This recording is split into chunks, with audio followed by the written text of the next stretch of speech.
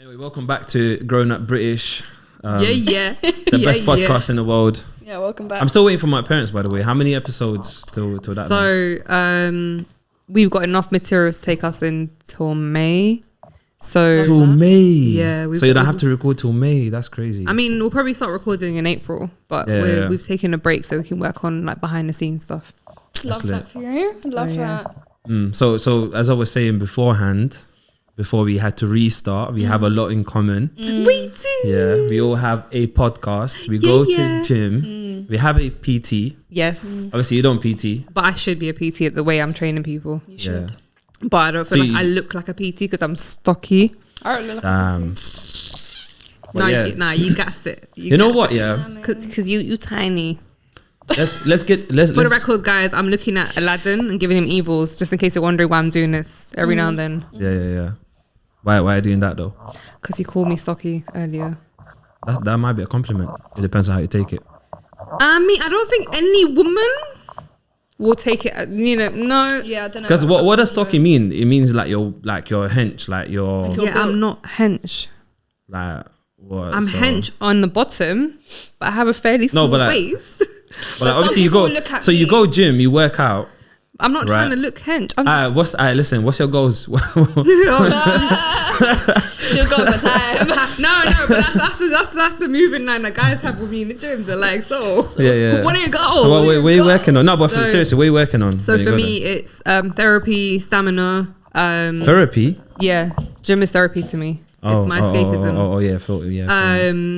And it's to get fitter, but not in the sense that I want to like tone up and be like hench. Stocky. No.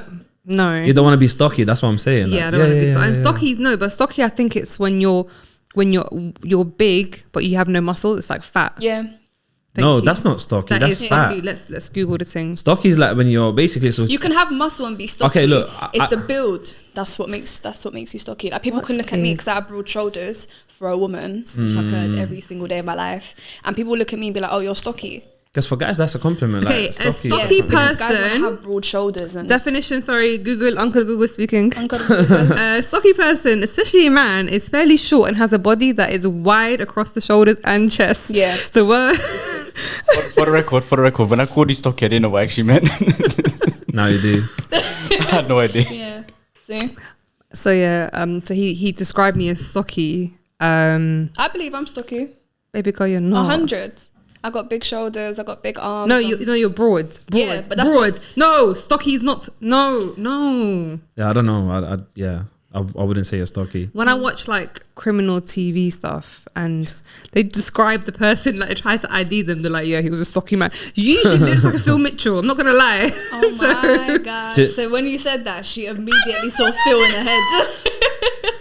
But going back to the podcasting thing. Sorry, yes. No. I wanna break that down a little bit, innit? So in terms of the mindset, like maybe not what made you lot start it, but what was the journey to like getting the first episode out? So I've been podcasting for quite a few years. I've probably been in the scene since 2017, 18. And someone else was producing and I was just a panelist. And I felt like I was quite limited on a creative front. Like I had no control over what's being released, the topics, nothing like that. And it was really frustrating. I didn't really believe in myself enough to want to step away from me. Okay. I didn't have enough I didn't believe in my source enough to want to step away and do something independently. But everyone was like, Hebba, people are watching because of you. People are listening to the podcast because of you. And I said, nah, I don't like whatever. Anyway, so eventually when my dad passed away, actually, there's a triggering point. I just thought life is too short. What am I doing here feeling a bit upset or frustrated? I'm not being able to take that full creative control. So I need to listen to people's feedback, the fact that people are listening because of me. Yeah. And just to create something that's within my means, my moral compass, what I truly believe in, provide substance and a voice to something that needs to be spoken about, which is being a third culture kid, living in the UK and the things we experience. But prior to that, I've been presenting on radio since I was 16. So like talking and so that was doing this was always my passion. My degree's in journalism, so it's all kind of interlinking. I'm not just someone who woke up and said, I want to do a podcast today. It's always been like my passion. It's just being able to be confident enough to produce something independently and then bring on your friends to join you. So my co-hosts are all my friends. And I love that about like the fact that it's very authentic. Shout out Ben, shout out Fizz as well. Yeah. We love to see it. What about you? With me, it was slightly similar, but also slightly different. I think with me, I've always had a lot to say.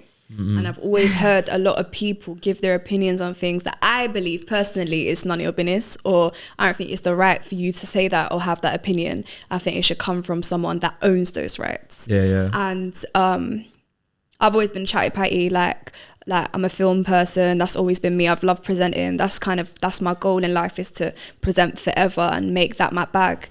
But what I realize is when I speak, people listen. And when I speak, people take it in, and then we can have a healthy conversation through that. And it's because it's reciprocated and there's genuine engagement from how I speak.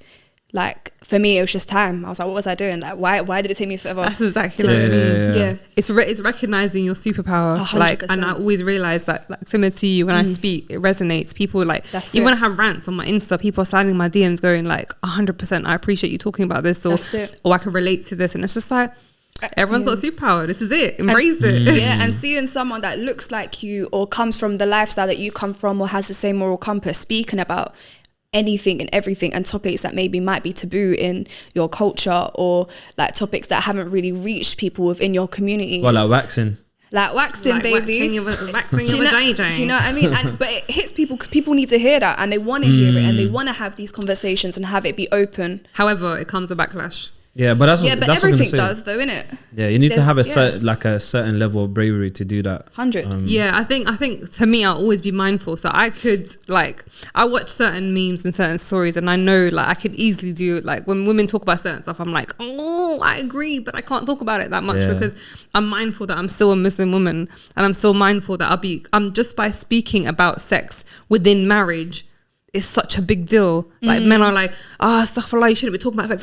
And I'm like, but think about the narrative and the intention behind it. But then that's also invalid, because like if you're really about your faith and you understand what your faith is about, but you also have to think about taboos and culture. So taboos and cultures are embedded, but that's it. It's a culture in your homes. 100. But that's why I don't care. Like, but that's why I don't care. So you don't because care. I understand, like, with me, I come from it with a filter of faith. I don't come from it with a filter of culture. If my faith permits me to talk about X, Y, and Z, I'm going to talk about it, despite whether in your culture, in my culture, it's like it's a taboo or shameful. It's shameful. I don't care. I don't live by culture. No, I agree. Faith. But it just means I do have to filter out certain things. That when they talk about certain topics, I'm like, the way I got an opinion on this. Instead, I'm a slide in my DMs of someone and talk about it. Yeah. But on an honest level, like, to what extent do you lot care about what people think? I care a lot. She doesn't care at all. That's kind of like the sense I'm getting, because you're like, I need to filter it a little bit because Well, I was gonna say that's the only difference. Like, me and Hebz are very similar, very similar, but that's the only difference. Like, she will go through what she said and like review it, and if she feels like actually this might be taken a type of way, she would just rather minimize what's it called? Minimize damage or cause or whatever. Damage control. That one. Whereas control. with me, what she said. Whereas when I say something outrageous, I'm like, let me clip that and post it. I'm like, that's my thing, because people need to hear certain things. I agree, but I think it's just, to me, mindfulness is such a big thing, because I am still a human being. It's not like I'm rich enough, I'm protected enough to be like, well, screw you guys.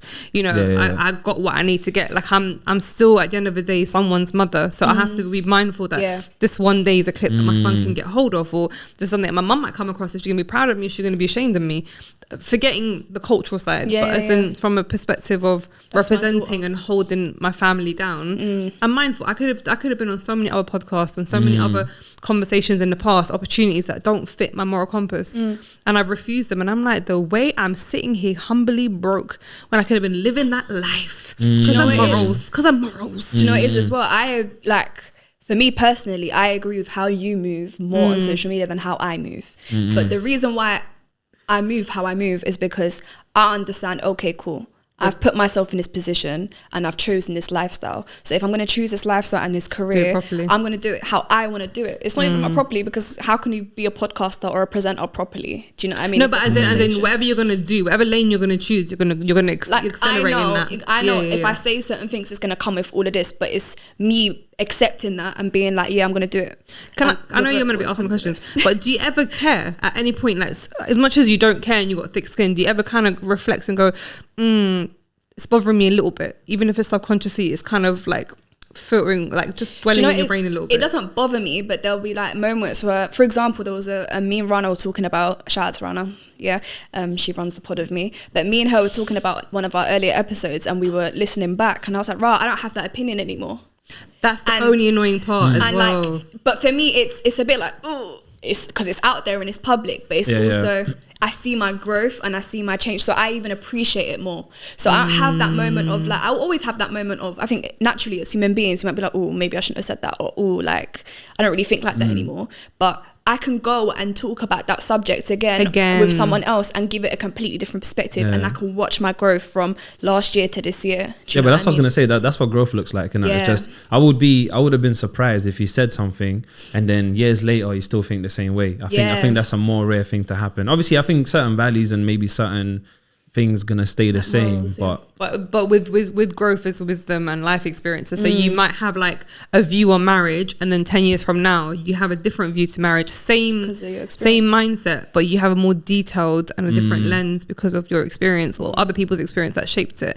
But the issue with speaking too much or speaking with chest and then maybe going raw, I can't believe I believed in that, or I moved that, is that sometimes it can result in cancel culture, because there's a lot of people who've tweeted things and said things with at the time seemed funny or with chest or just like you know, whatever, and then now they're just like, oh shoot. Like, do you know what's really interesting on that topic? Because some people might not know this. So Facebook has this thing, and I think probably other platforms got the same thing as well. Facebook's got this thing, right? If, for instance, you said something in 2007 that later on they went and updated on the terms and services, whatever, No, why are you looking at me? I'm waiting to see what's going to happen. Oh no, it's nothing major. But what I'm saying, people can get punished for that, and apparently, like, they don't go like, oh, we changed it and this is our fault. They go, actually, every single person has the responsibility to go back to the previous post they made and actually get removed, and delete it. Yeah. That's their approach to it. So they don't want to take no responsibility for people's stuff. Like it's smart. As a media company, they don't want to go like, we gave a platform for this comment, basically. Even though they, at that time, within the terms and services and conditions and all of that stuff, they've allowed it in, let's say, 2007, 2016, they've changed it, and they go like, that's not our responsibility. So basically, also back then, it wouldn't have been flagged as an issue, but probably today, whatever they spoke about would be flagged as an issue and probably could have been removed as a post as well. Yeah. So is that what you're So sometimes it might not be removed, so sometimes it might stay there, but they'll go like, that's not a responsibility. It's on you. If they want to remove it themselves. I'm not gonna lie, I've made a lot of Karen jokes in my time. A lot of Karen jokes in my time before Karen was even a word. Yeah, but what does that like? What does that even mean? Like, as in, it's just a certain type of people. I don't think that's a certain type of Caucasian. Yeah, but that's the thing. But I think minus like, because I think anyone can be a Karen, really. Yes, because it's a character, like, right? Like, or yes, but Karens by default are white. What class would they be classed as? Yeah, white middle class women. Yeah, there we go. Yeah. 100%. And there's it's a certain caliber of woman, and it comes with a certain, like, do you know when you have the start kit memes of like what to expect? It's like they have the which I won't break down, but I'm sure Instagram the start kit memes are the funniest. They're ridiculous. Oh Lord. But yeah, so hopefully no one will cancel me. Yeah, hopefully. Who cares, man? Cancel me, I'll come back. Cancel me. What are you gonna? What does that even mean? I don't know. Wiley's not really coming back. Like Wiley. Now Wiley came back, no? No, he keeps getting banned from different platforms. Yeah. No, that's but you can never get rid of Wiley. But that crazy thing, he took a picture with a couple of footballers. I can't remember who it was. Maybe Rashford and someone else. And they had to make a public statement saying that, I'm sorry for hanging out with Wiley. That's crazy. Do you not hear about that? It just shows you the kind of power we're faced with in the media industry. It's crazy. But yeah, cancel culture is funny. So in the process of like doing a podcast, what do you lot think? Obviously you said you can't been doing it for a while, but what do you lot develop through the process? What have we developed? Yeah, like as internally, as individuals. Internally, externally, like what did you get out of the process so far? You wasn't ready for that one. No, I can answer that. I need time to think. I'm still trying to like get the question in my head. Do you know what it is with me? I think my development hasn't been too much because I understand who I am and the role that I want to pursue in this world, in this game. Like, for example, like even just linking it back to whether things bother me or not. Like with me, 2 or 3 years ago, I made an oath to myself. I said, I'll never speak without purpose. So I will owe anything that I try to say. Obviously, it's not necessarily applicable to every single situation, but in anything public, anything meaningful, I will always speak with purpose. Good. So that's why I really have that I don't give a fuck mentality. Sorry, I don't know if I can swear on here. But I don't care. But we're not do you know what it is? We're not monetized yet. No, but exactly. So fun. I'm with you. Yeah, good for now. Yeah, fuck Can't say about next month. Yeah, fuck it. But do you know what I mean? Like, so I think with me, the growth comes from actually realizing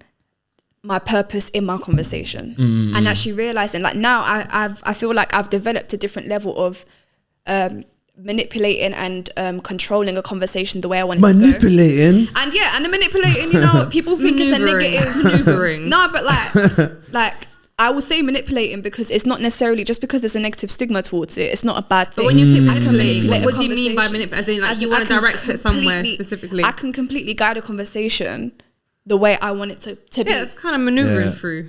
Yeah, you can maneuver through a No, conversation. but manipulation is without other person realizing it, right? Yeah. So like, yeah, but I guess okay. So if I'm looking for a specific answer or a specific response, I can get you there. Yeah, But that's only something that I've realized within the past few months of. so it's about how you word certain questions. 100%. Yeah, I've developed the way I speak and the way I can maneuver a conversation very quickly. And I think that comes down to the fact that I've said I will never not speak with purpose. And when you get there, like, and you land, you see your inner growth. For me personally. Hey, let's talk about gratitude as well, yeah?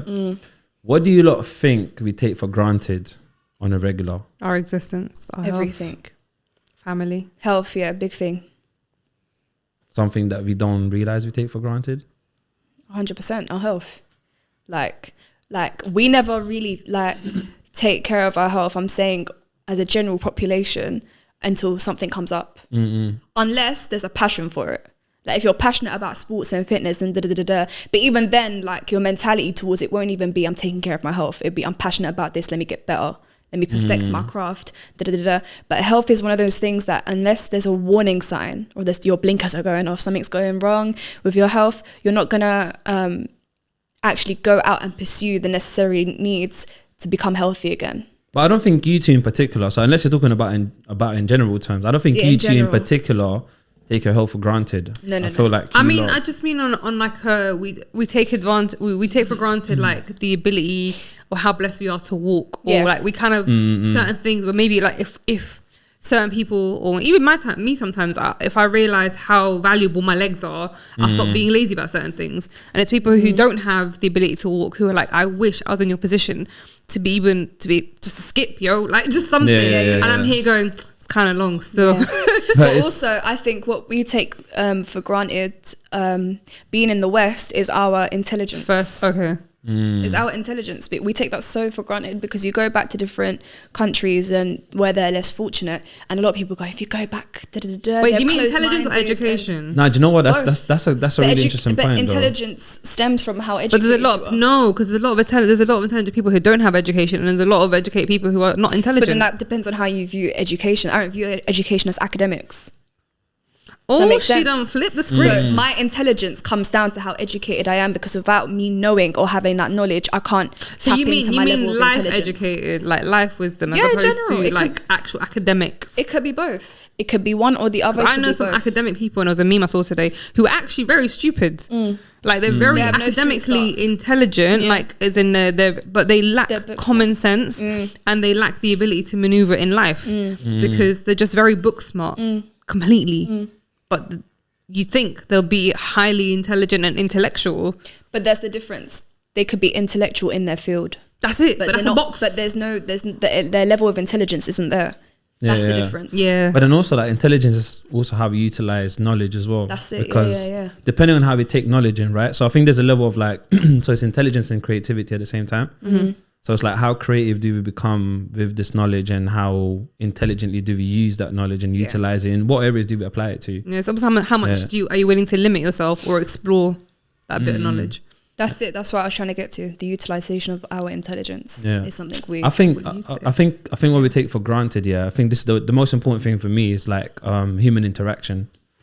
Because I think if we, like, for instance, like if I woke up tomorrow and there's no people in the world, like I feel like I would be missing out on that so much. Like it's probably one of the most important things in life. Well, some will say that's subjective because there are homebodies who are very, very comfortable with not interacting with people. But you know what? So that's the thing. So I was thinking about that actually. Like pure introverts. I was thinking about it on my way here, but actually I think those people still need people to function 100%, but maybe in a different form, like social media, as opposed to physical. But that's what I'm saying. But that's what I'm saying. So like, for instance, like for them to actually function on social media, there has to be people on the other end of social media.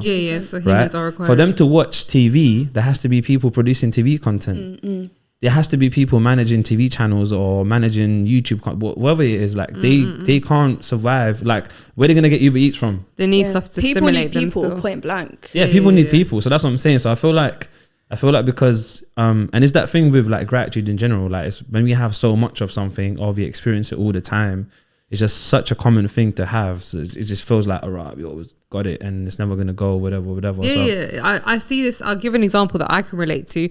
I got a few of my friends that travel all the time and it's just normal for them to be jumping off flights, like jumping on and off. And I'm like, like, and to them it's normal. And I'm like, you have no idea how grateful I would be to just board a plane right now. But to them it's just normal. They're like, they don't realize how much of a privilege that is. But then if you did that as well on a regular, that would be normal for you as well, right? Yes and no. So I think I'm always very humbled with everything that I experience, everything that I do every day. Like even like looking at my son every day, I don't take that for granted. I'm very humbled by it, I think, but it's because of the way life shaped me.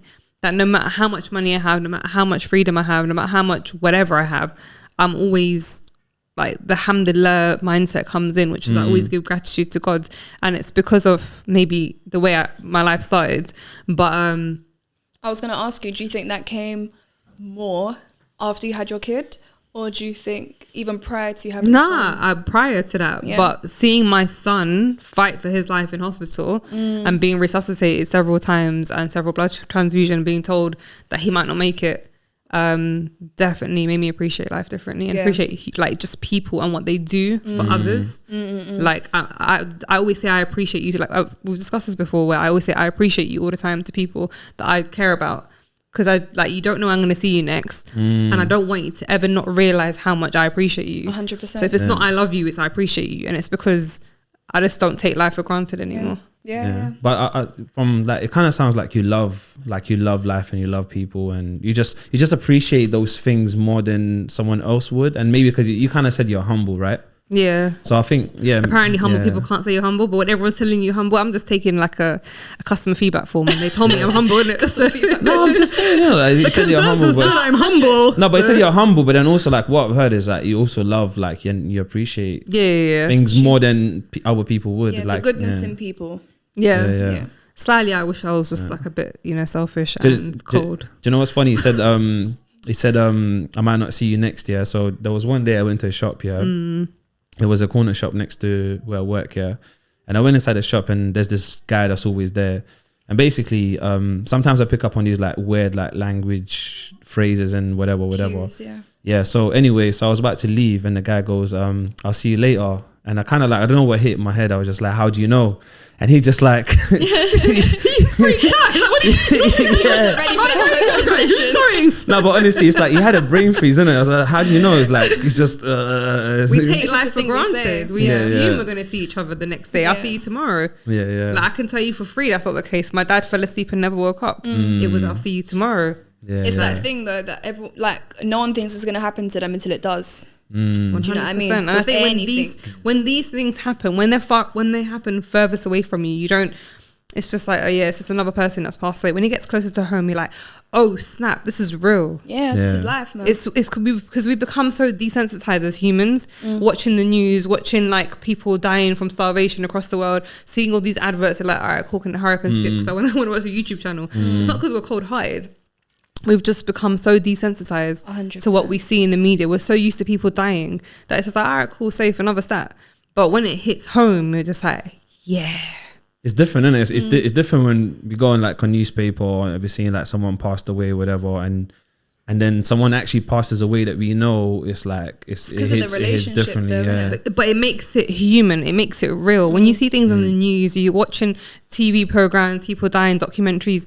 Yeah, you feel bad momentarily, but then life goes on. The beautiful thing about life is that there's so many distractions. So the reason we deal with grieving, for example, is because we're so distracted by life. And then when we do have a moment to stop and think about it, we're like, oh shoot, it just hits differently. Yeah. So I just think with life, when we see things happening on TV, miscarriages, stillbirths, all these things that we see on TV, it's just like, oh, this is sad. Until you witness someone else have a stillbirth or witness someone else have a miscarriage, that's when you think, wow, there's levels to this. But then I also feel like it comes down to how you deal with grief.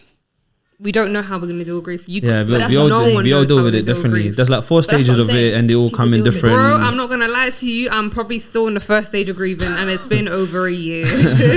I'm still confused in life. 100, So I don't know. I don't know if there are 4 stages, whether... I don't know. Yeah, apparently you can just switch in and out and whatever, you know. Boy, and these are all just like stages 2 to 4 still pending.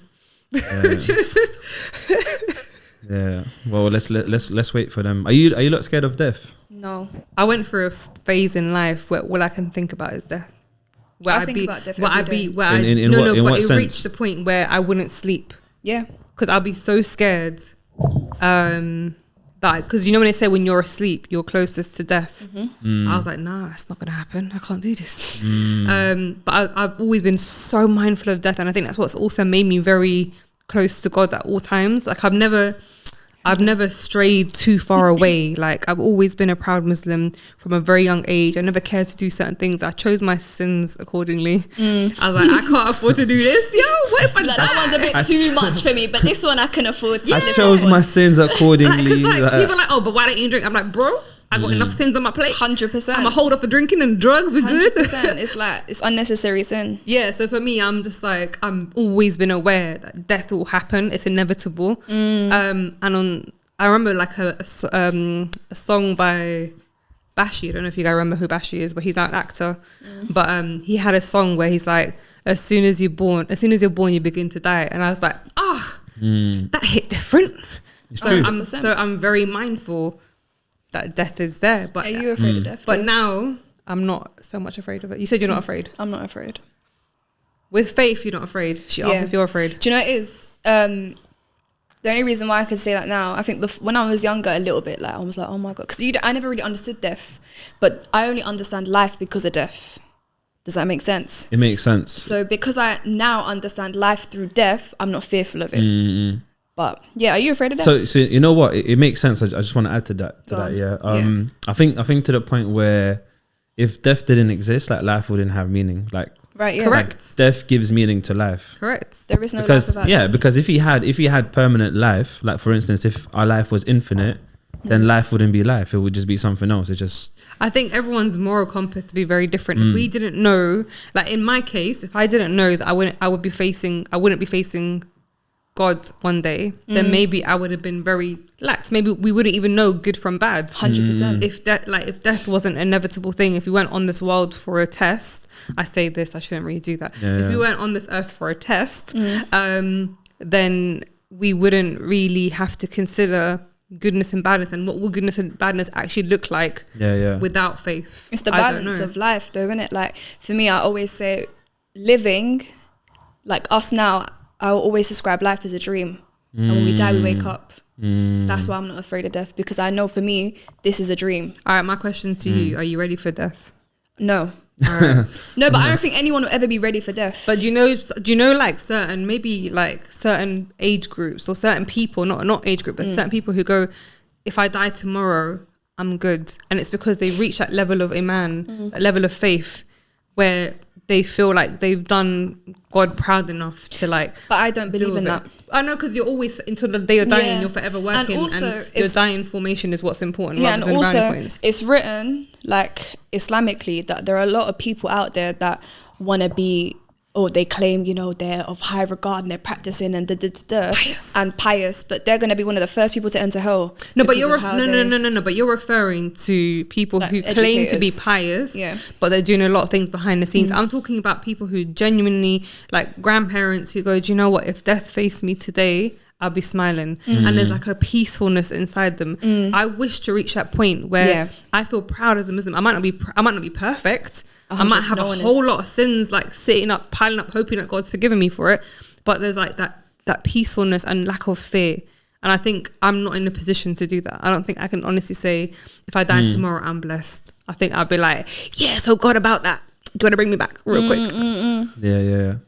I don't think I'm scared of death, but I think, you know what? I'm not scared, but I'm scared at the same time, if that makes sense. So let me explain that. So when I think about it, I get scared, but to the point where like I'm like, there's so many other things I want to experience. So like I'm not ready yet to kind of going back to the question that you asked. But is that back to you enjoying worldly things that you feel like you've not achieved? No, I just appreciate life. I just love life. Question: do you believe in life after death? I don't actually. That might be why that you feel that way. Yeah. Because what do you consider yourself faith-wise, if you don't mind asking? Atheist. I'm not really religious. So you don't believe in a higher being? No, so I do. So I don't believe in the concept of God. So agnostic, maybe. So actually, okay, let me explain it. Let me explain They believe it. in a higher No. Yeah. So I believe in God. Let me just put it this way. I believe in God. I don't believe that God is a person, because that's how most, you know, like that's what I hear all the time. And people sometimes refer to God as a he, like when he does this, when he does that, whatever. But what do you think God is? So for me, God is like something that's indescribable. So in a way, where like, so I don't believe that Earth was created, or like I feel like people's minds can't comprehend the fact that something can exist forever, or something that's been existing forever without having to be created. Because I feel like on this planet in general, like everything has to be created, and something's made out from something or whatever. Yeah. A lot of man-made. Yeah, I actually feel like in the universe out there, like it can maybe it's just been existing forever. It's not possible to explain it or describe it, or maybe our minds can't comprehend what it is yet. Or I think just the belief in a higher being, it's a leap of faith, because your brain cannot begin to comprehend the creation of this earth or this universe, or what to expect next, and you know how merciful this higher being is, or how punishable. Like everyone's got different. And maybe and then for me it's like maybe it's not even a being. And the thing is, it's like obviously. And this is the shit that fascinates me sometimes. I'm like, how the fuck are you even here? Like, how did you even get here? And obviously, it's not something I'm gonna get answered to, right? But it's like, for instance, like people fucking created a stable language with wills. Don't worry, we're not monetized yet. No, I care about language. Sorry, shit. My bad. Hebz in the house. Filth, flour and filth. Mother trucker, what all day? But the point I'm trying to make here is like sometimes I look around me, and like I look at cars, like how fascinating is like we've made that shit. Obviously not me. I didn't make it. I didn't fucking know how to make it. I can't. But yeah, no, but I say, but you're not trying to say. Like, I say subhanallah a lot when I look at something, and I'm like, wow, like small things, whether it's like how like intricate the sky is, the levels, the layers of like colors that are coming through it, the cloud shape. I'm like, yo, and there's billions of details. Things. Like a lock in the door. Yeah, like you know what I'm trying to say. There's so many different things. But you know, also if you're a person of faith, you understand your faith or your beliefs. You understand that there's a reason behind us. God has given us, like there's a veil between what we can understand here and what we can understand there. Do you understand? So there's a reason why there's certain things in this life that we're not going to be able to comprehend until we go into the next. But the issue is with Leo, you don't believe there's a next. Yeah, but that's what I'm saying. It comes down to so do you know what's funny? Do you know what's funny as well? Yeah, we can recruit you, just sit with us. This is what I was gonna say. Yeah, like 5 years ago. No, listen. Like 5-6 years ago, like I was kind of like lost. I wasn't like lost, but I was just trying to find your truth. Yeah, but basically I was a little bit like, like maybe I should like go and turn to religion or something or whatever, just see what what happens. I think, and I think that was maybe the point was a little bit like desperate, or I was just looking for like ways, because I was looking. You know what? I respect people that believe in religion. Like I don't. So even though like I don't believe in religion, like I don't go to where people go like, yeah, you're fucking wrong and you should not. You know, I don't do that. I actually I admire people that believe in religion, because even at that point 6 years ago, I was looking at people when they were religious and I was thinking like, the life looks kind of good. So I was just like, maybe there's something that I can hold on to. Yeah, because obviously there must be certain things in there, and I know there are. But one of the experiences I had when I was in school, like year 11, there was a school friend who took me to a mosque, and it was during Shout out to him. it was during Ramadan, and actually it was one of the most incredible experiences I've ever had, because we all just had food and yeah, it was amazing. They lure you in with the food still. Huh? They lure you in with the food. No, but that's the thing. No, he didn't. No. I'm winding you up. No. But you know what's funny? He didn't tell me there was food there. He didn't tell me there was food there. But yeah, the food was nice. Now we go there for food, but now we get flavors, have a party in your mouth. But for me, I feel the same way. So when I see people of a different faith, I don't be like, oh my God, you're so lost. I'm like, do you know what? For someone, that's keeping them alive. For someone, that's what's made them survive the death of their husband, or, you know, so the woman that's dedicated to the church, or someone who sits there and just stays up all night praying. Like, I need to respect the fact that that's what's giving them sanity and peace. 100%. So even if it's not what I agree with, obviously I pray everyone gets on my page, because apparently I'm right.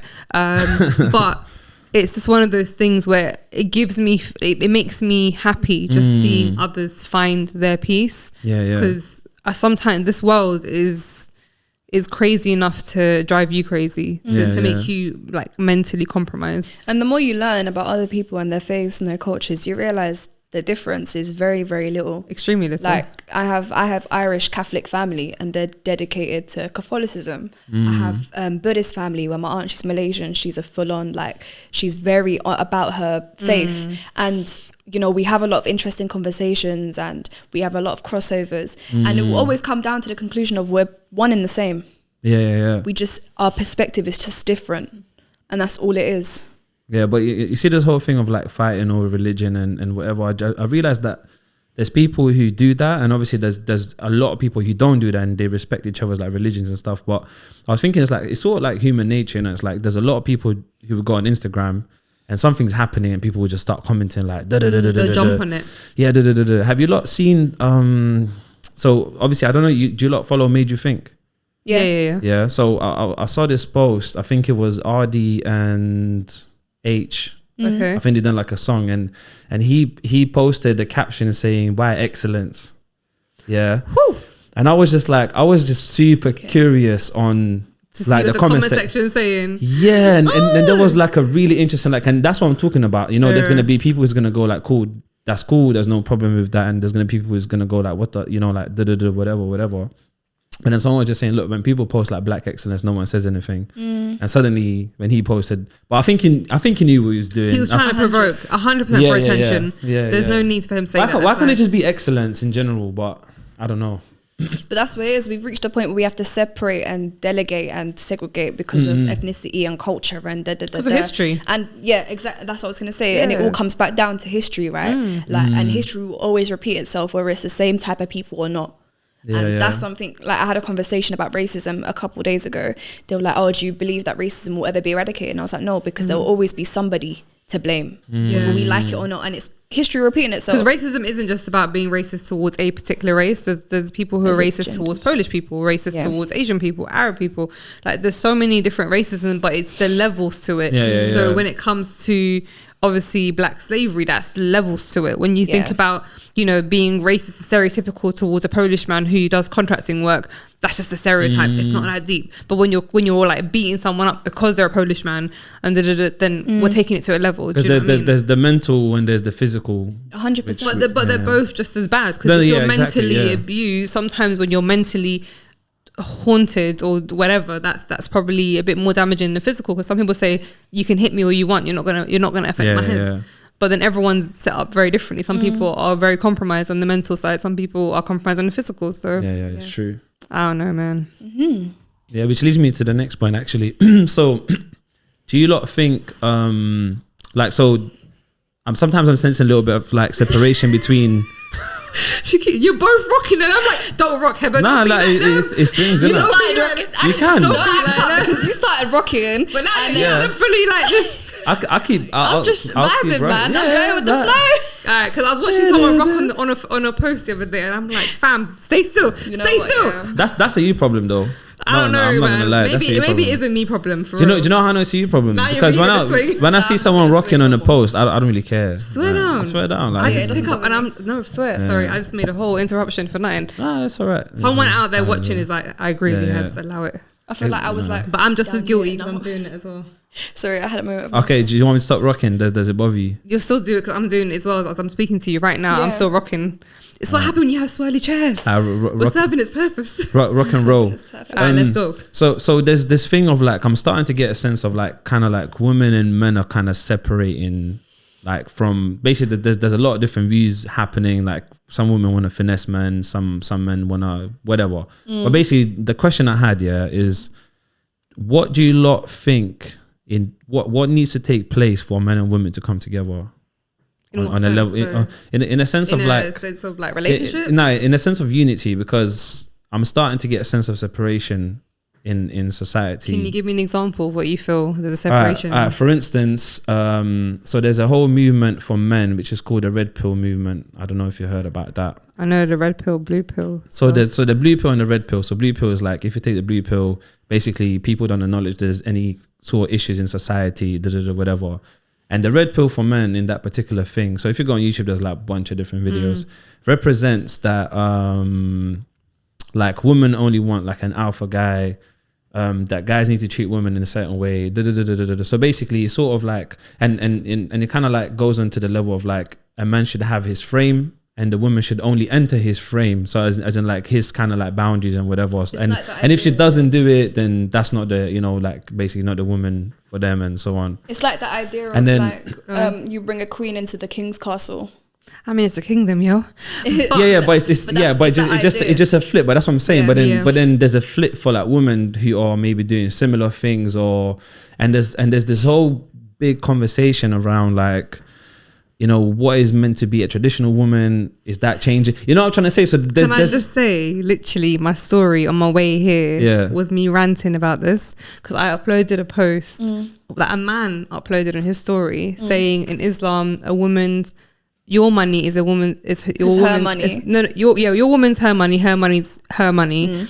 Tell me how women are oppressed in Islam. So then it triggered a few comments. I just went off on a rant. I was like, guys, why is it that you're thinking every woman's trying to finesse you? Why are you not accepting that some women are just traditional? Yeah. Why can't you accept, even though I'm strong, I still want to be with a guy who's a leader and I don't mind being submissive? Why is there attachments because I got this energy and this energy that tradition can't exist? And women have ruined it because there's self-entitled women women have ruined it, don't know what they're bringing to the table, who are saying no, not all women, sorry, because also men are too scared. They're like, oh no, everyone's trying to finesse me. But you finessed yourself by getting with that woman. That's it. So women have ruined it and men have pushed it on. So like my answer to your question is compromise and understanding. That's what we need. But people are so cynical these days. Men are cynical. 100%. Women are thinking, I need to get my... So can we explore that a little bit more? Because literally, because what you're saying now... I literally just ranted about this and everyone's responding to it. No, but this is what I mean. Like what you just said now, this is exactly the type of conversation that's taking place in the world right now. Yeah, 100. And it's jarring. I know. But what I'm saying, these are the conversations that's creating that feeling, because, you know what I'm trying to say then... So I was just on another podcast the other day, Meet Us After 7, and we spoke about how women are so confused. They're Miss Independent, men are all trash, but then they're like, where's my king? I need a 6-figure guy. Like, can you please make up your damn mind? Do you know why? Now, those generation of women are lost. I can't lie though, yeah. Because they're fed by social media, and social media is their Bible, and Bible is so confusing for them. Do you know what it is? I think women have reached a certain point where they were fed up. And what they did was they completely switched from their innateness as a woman, and now they want to become a man. Not literally, but they want to pick up male traits because they want to prove, I can do this, I can do that. I don't agree with that. Do you know what? I agree. I've seen it. You know what? I don't agree with it. I go on. No, I was going to, just on that point, I think it might be to do with confidence. Yeah, and the reason I say this, is because like, so for instance, like, so I've been reading this book, it's called A Confidence Code.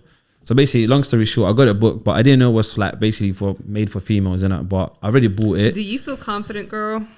Fuck you. Anyway, So yeah. He's like, yes, ma'am. No. I do. Hijab flick. This is what I got myself into. But yeah, the point I was making, so obviously, so I thought, let me still extract information and listen to it, because obviously regardless of what perspective it's in, it will help you understand certain things. But I'm actually learning stuff on it anyways. Yeah, so it's really interesting because it was talking about how there'll be women and they'll be in certain positions, like leadership positions, and they will still question themselves often compared to guys. Like, guys don't really do that. They feel more confident overall. And there's a big thing with confidence. There was this really interesting experiment they've done, yeah? So they brought like 10 women and 10 men in a room, and they basically told men to sit like women do, and they told women to sit like men do. And the results were really interesting because women felt more confident just like sitting like men. Yeah, body language. I was going to say, there was a survey a few years ago done around female CEOs.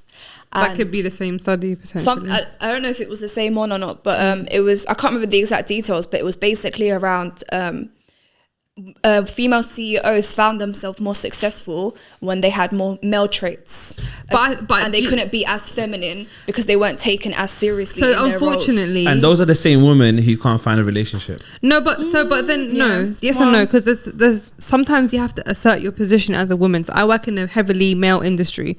So I work in construction and housing. I manage surveyors, contractors. They're all men, and sometimes you do have to assert your position, and it's not in a cocky manner, but in a sort of for them to take you seriously. I've never had to, because I have people skills, and the guys are very comfortable working with me, but I've seen women who have to put on this facade or do whatever. But we need to take this way back, because women by nature have been nurturers, and the only reason why we've had to step away from being purely nurturers is because societal reasons, whether it's war, whether it's because absent fathers. There's so many reasons to why women have had to build themselves into even beginning to consider masculine energy. Because before that, we were just nurturers. We were happy to make you pies and change nappies. But do you know also, what I mean? let's not like disregard that whether you're a man or woman, we have male and female energy. 100%. Yeah? But also, so question, do you feel like a part of that comes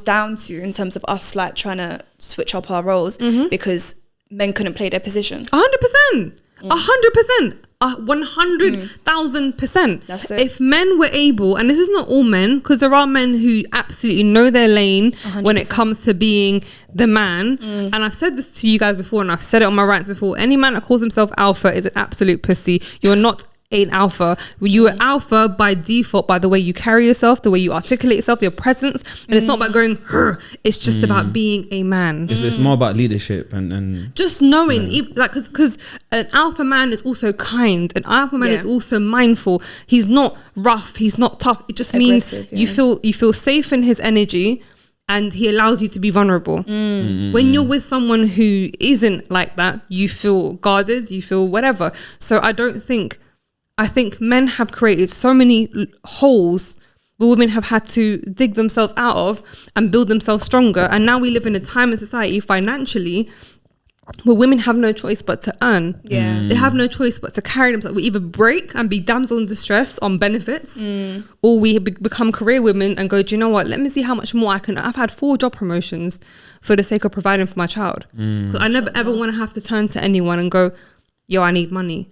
So for me, it's like, it's not because I'm a career-driven woman. Ban all that. My career, the most I want to do is like this kind of stuff. But what I do for career at the moment is just purely to survive and provide for my son. But someone will look at me and go, you're strong, man. You're managing all these people. I got to. I have no choice. It doesn't mean I'm alpha and I want a weak man. It just means society's put me in a position where I have no choice.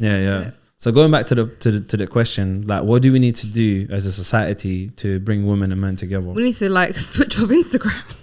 We need to compromise, man. Everyone needs to compromise and understand where the root of the issue is. But people need to step on their pride.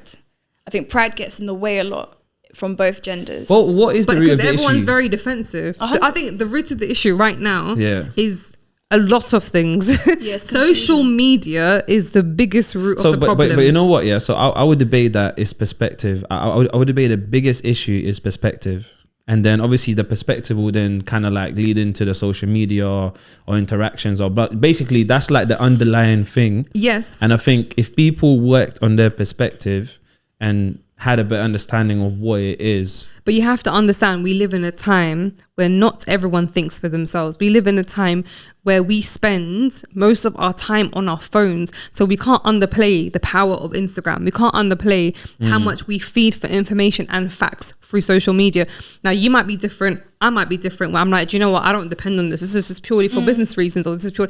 Some people, they literally follow a meme and this is their truth because society's told them this is it. Right now, feminism, or back then, was pussy power. It's about empowering us. We have female rappers who are now falling into looking like a video vixen because they've now accepted sexualizing themselves, make them more empowered because they're taking ownership over what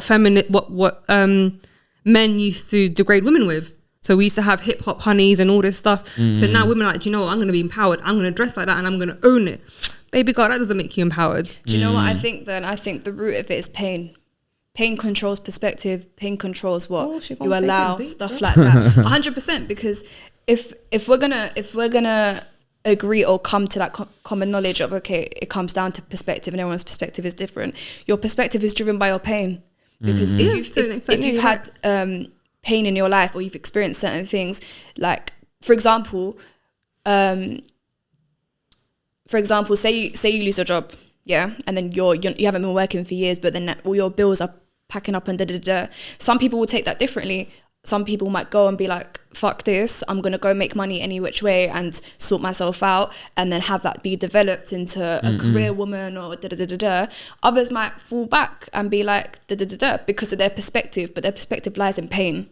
I think that lies with men and women, because a lot of men will be like, oh, you know, a woman's done me like this, so I'm going to act like this, I'm going to move like this. But do you know also people, do you know also, I'm going to go back to social media, but do you not feel social media also creates pain that didn't exist? But that's what I'm saying. But if you already have that pain and you're going to go on social media and you're going to now dish out your insecurities without you knowing, because you're going to go through but do you not feel like do you not think social media is hypersensitizing everything? Everything's over hypersensitive, like everything. But you know what, that's the question I wanted to ask. Go on. I was just going to say, but like I believe, something needs to be there before anything. 100%. So like with social media, if I'm already insecure and naturally, automatically, it's gonna double down on that. It's gonna add to it. If I'm already confident, it's gonna add to it. Point blank. That's like, I believe we are the beginners of it, and then it just. But I also feel there's a whole generation of people. Yeah. You're like, sorry, for your age, you're very woke. I hate using that, but I don't know about woke. She woked it, but there are a lot of sheeps in 100. This world who have committed suicide. Some people who self-harm, who have eating disorders, who have whatever, because they take social media as facts and as life. So we're able to take perspective, and we're able to, even though our perspective is compromised based on our insecurity, but there are people who literally fluctuate with social media trends. So those people, their brains are this small, not because they're stupid, because society's made it that small. Yeah. But and they don't even realize it's that small. Do you know what I think is? Do you know what's missing in society in general? Yeah, it's responsibility. Yeah. So and accountability, responsibility, yeah. And I think responsibility from the point of like the ability to respond, but and so the thing is that, for instance, if I'm going on Instagram, like I have a level of responsibility, and that's missing. So people that go, you know what, I ain't got no responsibility, and they fucking, excuse my language, because and they literally follow all these different channels that some of them could be like really like negative for the mind, you know what I'm saying. And then they go, you know what, like, I don't really care, I don't take no responsibility for who I follow. Then that's the issue. On the flip side, accountability is a big deal of what you're putting out there as a person who's being followed. So I am accountable for my behavior, but it's the thing. I'm accountable and I'm mindful what I'm putting out. Someone's watching and going, Hebz, you're my truth. I know, but that's the thing. So I agree with you, accountability is important, but I think responsibility comes first. And the reason I say this, accountability comes after, because it's like, cool, if I had more responsibility, I would decide, I get to choose which Instagram accounts I follow, right? And then I don't have to deal with that thing of like if this person has accountability or not. But you're missing the point that we live in a society where a lot of people's IQs are getting smaller and people don't have a personality anymore. So responsibility isn't something they think of. They follow just because it's a follow. Some people follow temporarily, some people follow and start becoming obsessed. They don't even realize they're being groomed by social media. They're being brainwashed by social media. Something that they've before was like a taboo is becoming so desensitized and so normal.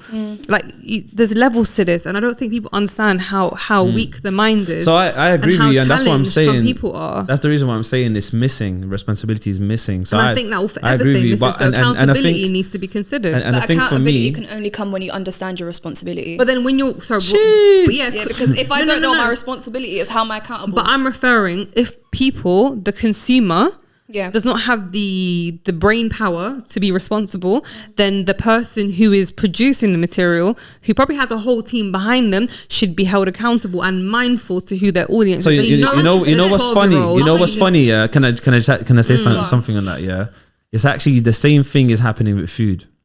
Literally what I just said, there's food being put out and there's companies who are not taking accountability for the food they put out. Is junk food, whatever. And consumers are buying it. Yeah, exactly.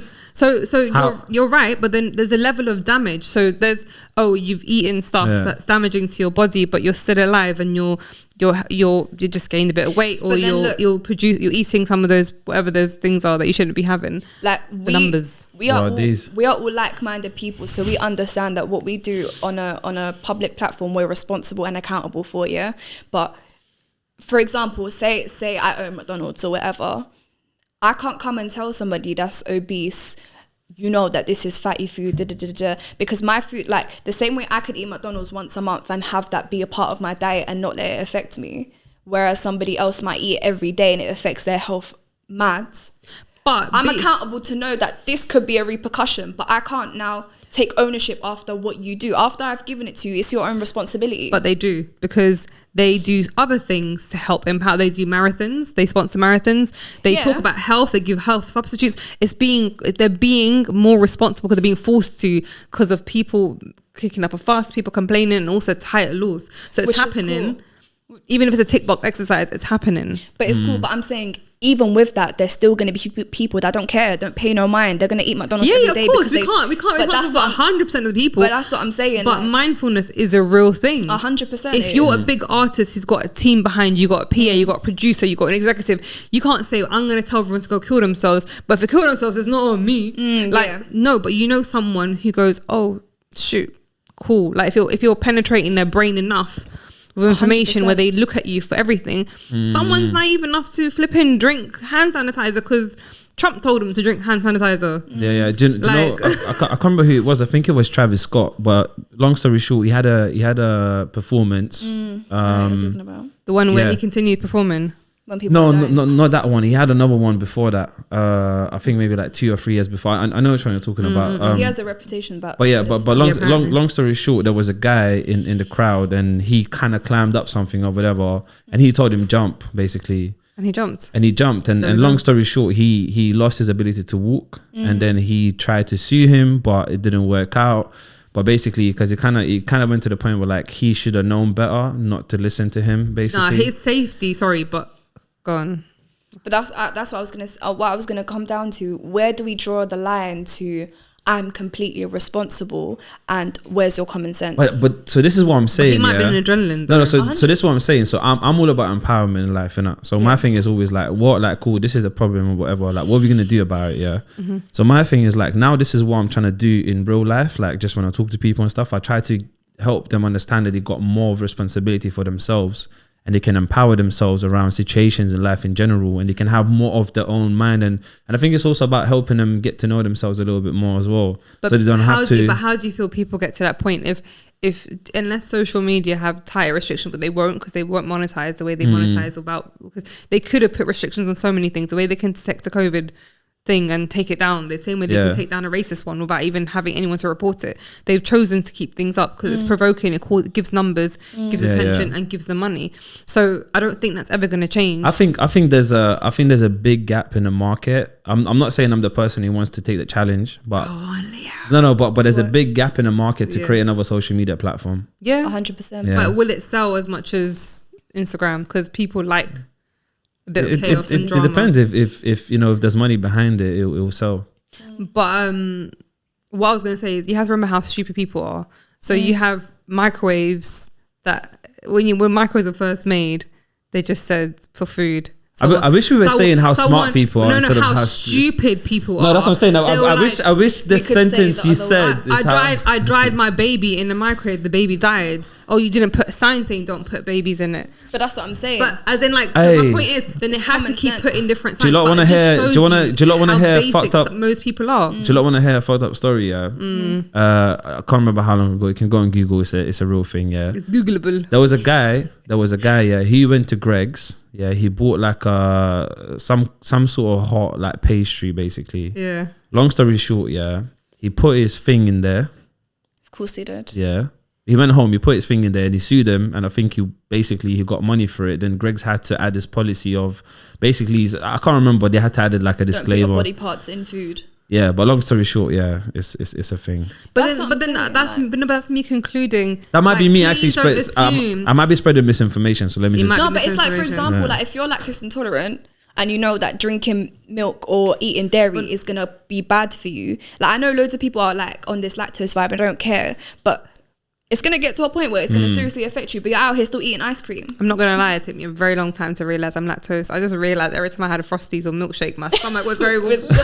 Higgy haga. So wait, you didn't put 2 and 2 together? Like, listen, I only discovered how long did it take you? Like you got allergies? 15 years. What allergies you got? I'm allergic to pineapples. They make my tongue like oh yeah, look. No, it's real. 2014, man has sex with Greg Spacey. It's a real thing. A 32-year-old sales manager.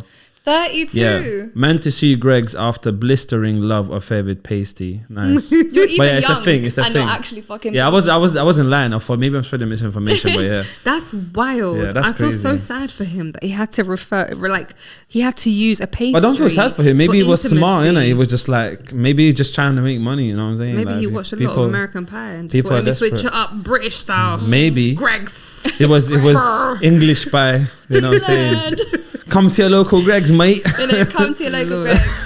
Dagger. All up in that pie. He was doing up enjoyment. Yeah, too much enjoyment. Oh, blisters. It was Only you, man, hot. can understand how painful that is. I have no idea, but it sounds hella painful. Sounds mad. Yeah. Well, I'm in love with how like these news articles were their thing, man. Like blistering love affair. Yeah, obviously they're gonna do that to get play on words. They do it love every it. time. It's fascinating to me. I don't know how they do it, man. Yeah, nah. Bring people in it. Yeah, It's gotta be catchy. They're really good at that. So yeah, let's start wrapping up. Yeah. It's getting rid of us already. I know. You lot been here for time. What do you mean? Whatever, man. You lot been here for time. Don't act like you didn't invite us. Listen. Don't act like you wasn't like, oh, what time does this finish? Because like I have to go and you know. I just need to pattern up my next movement. That's all. Yeah, that's what I'm saying. So I'm basically, not in a rush. I just need to make sure that I'm mindful of the time. Slow down. Don't rush. Yeah. Anyway. I was with it. Yeah. You know what track? You know what track that was? Isn't it? Yeah. Of course, don't rush. Just making sure. So before I do the checkout question, yeah, like what would you say is the most important thing, yeah, that you've learned in your lifetime so far? Like one thing you've learned, or one thing that's useful. Time is of the essence. I don't know how to explain it. I was gonna say, what the fuck does that mean? It's like, you know, when people So basically, I think, so the one thing I will say, well, firstly, there's a few things. I'm stronger than I thought I would ever be. I never realised my strength until I've been pushed to my limits. And shout out to me for that. But I think also the one bit of advice that no one can ever tell you, that you can never learn. No, the one bit of advice that people tell you that you can never ever learn you know, you can learn off people's advice and you cannot see it through. You can be like, okay, cool, I've taken wisdom from this person. The one bit of advice that no one actually fully understands until they get to a certain point in life, which is don't rush life. Yeah. We're always quick to get old. And I think we don't, like, when we're this age, we're trying to get to this age, and when we get to this age, we're not old enough, or respected enough, we're going to get higher. And then there comes a point you're like, yeah, I get it now. Yeah. And your parents say, enjoy your childhood. Enjoy this. Like, why are you rushing for? I'm like, what do you mean? I can't wait till I'm 16. Now I reach my grownish age and I'm like, my G, slow down. Yeah. Grownish British. You know?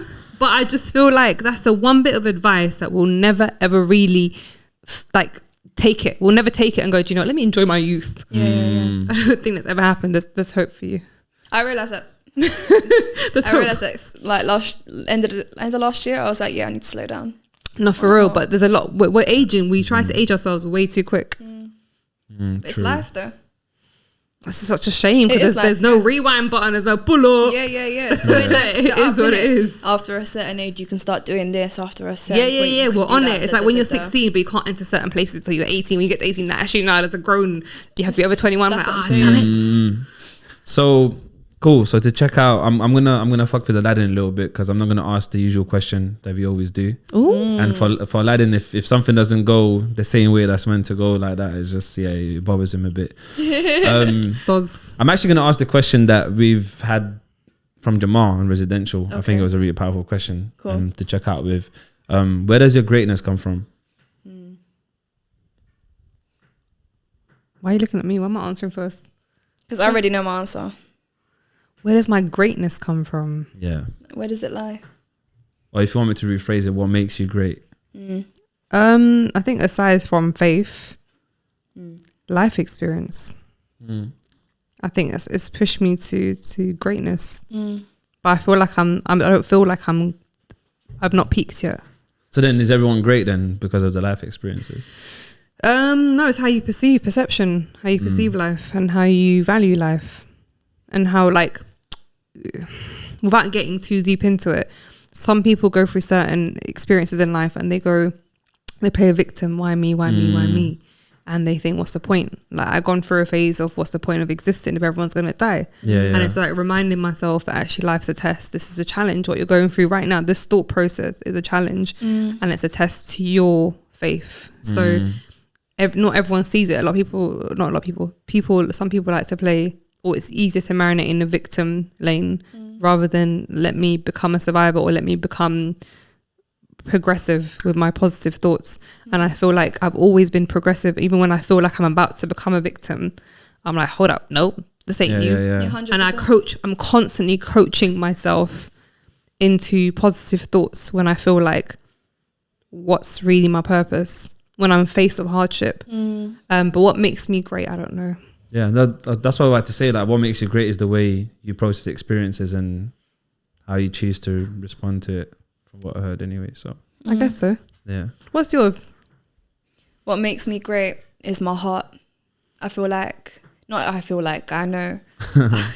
Otherwise, what am I even saying this for? But my heart is the core to my everything, and I put my heart in everything that I do. So nothing can ever really affect me to a deeper level because I've self-invested so much to where I understand why my heart is the way that it is, why my mind connects to my heart in that way, why I can translate my heart into presenting and the pod and, making films and coaching, mindset coaching, boxing, everything that I do, my heart is the center of it. So it's a passion. That's where my greatness lies. So I agree with you, but I feel like with me, if I was to go with my heart, because I have the same oomph as you and mindset of like how everything I do is very authentic and pure to me, but also my heart's potentially my downfall as well. 100. That's what it is with me as well. My heart is my greatness and my greatest weakness. It's my greatest greatness. Baby, gotta make up your mind. No, because I hear you. I agree with you. And I feel like everything is like that. I feel like your peak will always be your downfall. Yeah, because your strength, if it's weighed up against you, it's not your weakness is the weakness. Your biggest strength is your weakness. Because like for example, having a big heart will also mean that you maybe care too much or invest too much and drain your energy into something else that you should be reserving for yourself. But you're such a giving person that that's all you know. let me just quickly to mention this. When we were on a residential of work, and they kept calling me mum because I'm literally the mum of the group. Like, I want to help everyone and do X, nice. But that's my heart. Like, I can't change my heart. That's your setup, man. And it is my downfall. 100%, because I can't come and help everybody. Like, I don't have access to help everybody. I don't have time I become very drained very quickly, and it's more because I'm helping others than I am helping myself. But in that same breath, that is my strength, is doing that. So my heart will always be my biggest strength. But then it's also like, I think it's good to have quality over quantity. So 100, yeah. Just like it's better to help 5 people properly than help 10 people ineffectively. 100%. And that's why I need to slow down. Yeah. Because otherwise, like, I'm just going to burn out trying to help everybody. You will, but not just that. You also feel like you're emptying. No one's filling you. So you have to find a balance. Energy so if you're doing that, that's fine. You can save the whole world. But as long as someone else somewhere it's filling you. Do you know what we should start? Yeah, we should start a therapy podcast. We could it's just therapy. Let's people, talk about it. Let's talk about it. Yeah. Yeah, no, I like Just it. like that, So yeah, do you not want to? What's your greatness? What's my greatness? Just you already know this one anyway. All of this. Yeah, no. My greatness is my love for people, my love for life, and just going back to responsibility, my ability to respond to situations, and just I don't really do the victim mentality at all. I feel like you guys articulate yourself beautifully. I just sounded like a hot mess. No, you're cool. But you gets me. Spend a day with me. Yeah, it should have come to that residential. Yeah. But do you lot want to plug anything? Because obviously since last time you lot been on the pod, we've grown, so we've got more people obviously listening. I become stockier. You know what I'm saying? Yeah, you become stockier. Dickheads. I don't swear, but dickheads. What would you lot want to plug? All right, I'll plug quickly. You can follow me on Instagram. I am Hebz with a Z.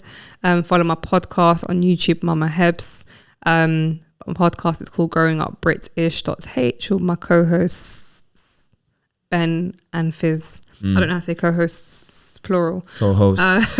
Yeah, it's a weird thing to say. But yeah, we're on every platform. So Spotify visuals, Spotify audio, Apple, etc. Yeah. Well, what I want to plug, Conscious Conversations, YouTube, Spotify, Apple Music. Okay, go like, subscribe, share it, all of that good stuff. Okay. C.Conversations podcast on Instagram. I also want to plug the Yumiya's Talk Show, which is a mindset coaching podcast show that I'm going to be hosting on the Yumiya's channel. Go follow that, go subscribe. Yumiyas.tv on Instagram. And yeah. Yeah, I love that. You definitely practiced that before, innit? No, this is the first time I've actually ever done it. Sometimes I might need to start practicing. We ready. Because I've never Rolls practiced. off the tongue.